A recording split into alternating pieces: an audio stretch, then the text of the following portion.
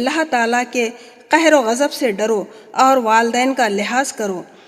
انسانیت پکارتی ہے، ان کے زخموں پہ مرہم رکھنے کی کوشش کرو، ورنہ والدین کی بددعائیں پلٹ کر آتی ہیں، جیسا کہ یہ سیلاب، یہ سونامی، پھر بھی یہ نافرمان اولاد اپنے کیے پہ پچھتائے بغیر یہ بارش نہیں آنا تھا۔ پورے آم کے کیریاں جھڑ گئے کہتے ہوئے خود کے کرتوتوں پر نظر نہیں ڈالتے، ایسے بولتے ہیں جیسے دودھ کے دھلے ہو۔ خود کیا کر چکے ہیں اور اب کیا کر رہے ہیں یہ سوچتے ہی نہیں۔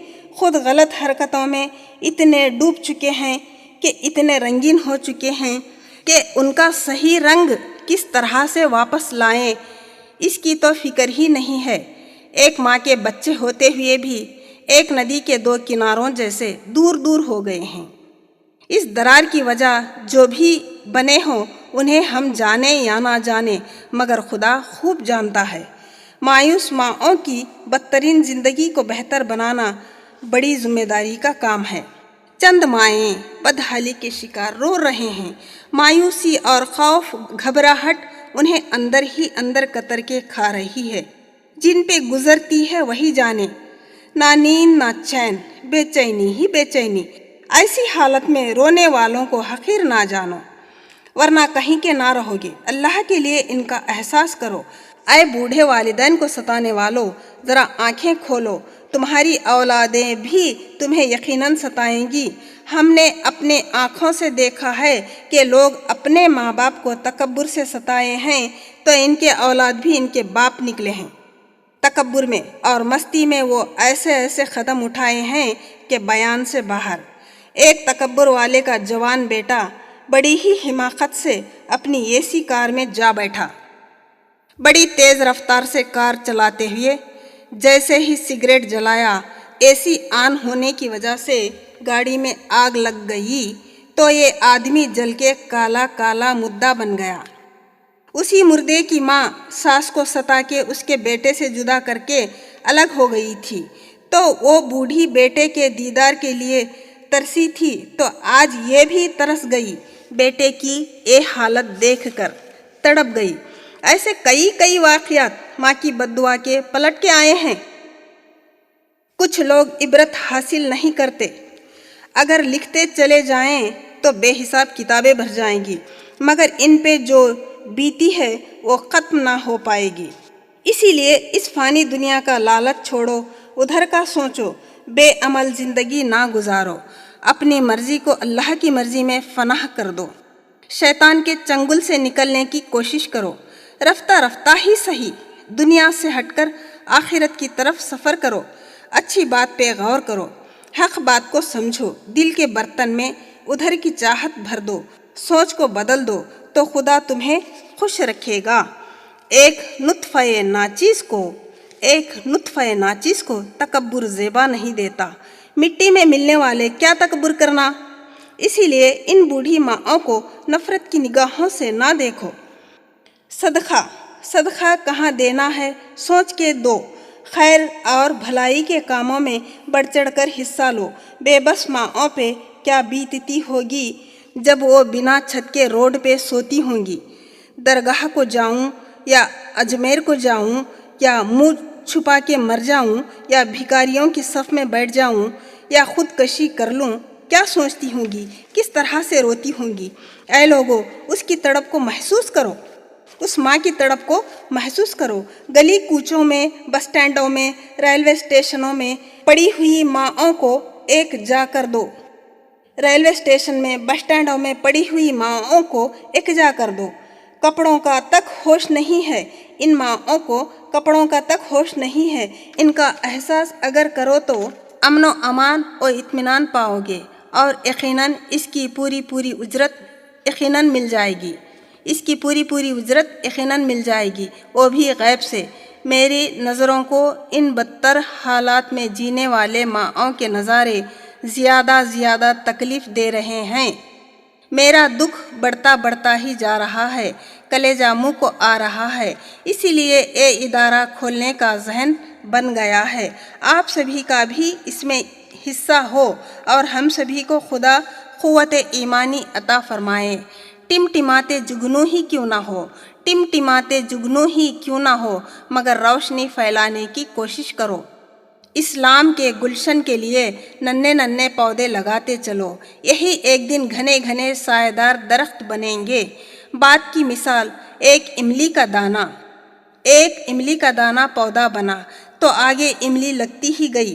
तो बताओ कितने दाने हुए? अरे वो तो बेहिसाब हो गए। हिदायत सबसे बड़ी नेमत है। फिक्र को सही वक्त पर ही इस्तेमाल करो और गुलशन को महका दो। आगे दुखी माँओं की बात को सुनो। अपनों ने साथ छोड़ा, गैरों ने जुल्म तोड़ा। अपनों ने साथ छोड़ा, गैरों ने जुल्म तोड़ा। दिल ही दहल गया है तो चेहरा कहाँ चमकता। दिल ही दहल गया है तो चेहरा कहाँ चमकता। गर्दन झुकी हुई है, झुर्रियाँ पड़ी हुई है, अब ठोकरें हर दर की खाएं। बेबस बूढ़ियाँ कहाँ पे जाएं। काश होता कोई इदारा देता हमें सहारा। अलमदद अलमदद ऐ खुदा, अब तेरा ही है सहारा। ऐसे हालात हैं हमारी माँओं के, इसीलिए इन बेसहारा दुखी माँओं के इदारे के लिए मदद करो। आपका दिया गया पैसा ऐसी बेसहारा मुस्तहिक लोगों पे खर्च होगा, मुस्तहिक लोगों पे खर्च होगा। इनके लिए हमने जो जो तकलीफ़ें महसूस की है उसको पूरा करने की कोशिश करेंगे, तमाम तकाज़ों को पूरा करेंगे। और तो और नमाज की नेमत का भी एहतमाम होगा, वो भी एहतराम के साथ। खजूर और गोश्त का हरीरा दिया जाएगा। ये हरीरा खासकर इनके लिए ही हमने ईजाद किया है। इसमें बेशुमार हिकमतें हैं। देखो कहीं इनकी आखिरी आस ना टूटे। हमारे इरादों को समझने की कोशिश करो। जालिमाना रवैया व बदतमीज़ी करने वालों की यकीनन मैदान महशर में पकड़ होगी। एहसास कमतरी से इन माँओं को बाहर निकालो। एहसास कमतरी से इन माँओं को बाहर निकालो तो यकीनन तुम पे करम ही करम होगा। कहीं कहीं ख़ास रहमतें होती हैं। उम्मत खैर की फ़िक्र करने वाला ही कामयाब है। और दुखी माँओं के दुआओं के वसीले से कई बलाएं टलती हैं। उम्मत की खैर ख्वाही करने वाले खिदमत गुजारों को अल्लाह ताला बुलंद मकाम अता फरमाता है। और तो और ये बहुत बड़े सआदत की बात है और ये इबादत भी है। इसीलिए इनके ताल्लुक़ से अवाम भी हुस्न नीयत का रखना ज़रूरी है। किसकी अदा को खुदा पसंद फरमाता है ये तो खुदा ही जाने। देखने में ये सोशल वर्कर मोतबर दिखे या ना दिखे, लेकिन ये लोग इस अच्छे काम से जुड़े हैं, तभी तो इनकी कदर करो। एक बार का वाक़या है कि कहर पड़ गया था तो लोग बारिश के लिए तरस रहे थे। तो आला से आला तर लोग, इबादत गुजार, बादशाह, गुलाम, हत्ता के सारी की सारी अवाम एक जगह पर इकट्ठा होके दुआ मांग रहे थे, आहोजारी कर रहे थे, गिड़गिड़ा रहे थे। सारे लोग गिड़गिड़ा रहे थे और आहोजारी कर रहे थे, लेकिन बारिश ही नहीं हुई, बारिश ही नहीं हुई। ऐसी हुजूम में से अचानक एक मामूली सा दुबला काला गरीब हबशी आया और खड़ा होके दोनों हाथ उठा के दुआ करने लगा। ऐ बारी ताला बारिश भेज और अभी भेज। ऐ बारी ताला बारिश भेज और अभी भेज। इतना कहने की देर थी, उस हबशी की दुआ कबूल हो गई और मूसलाधार बारिश शुरू हो गई। इतने लोग जमा हुए, कितनी मिन्नतें, आहोजारी, रोना चिल्लाना, दुआ मांगना, लेकिन बारिश नहीं आई। न जाने इस गरीब की क्या अदा पसंद आई, बारिश हो गई। वो गरीब खामोशी से बाहर चला गया। इस गरीब की दुआ हजरत सुफियान सूरी ने सुन ली और बहुत ज़्यादा मुतासिर हुए। दूसरे दिन हजरत सुफियान सूरी वो हबशी का ठिकाना तलाश करने लगे तो पता चला कि वो मक्का में एक आदमी गुलामों की तिजारत करता है और अच्छा दाम आने पर उन्हें बेच देता है। उसी मक्की शख्स के गुलाम ये हबशी हैं।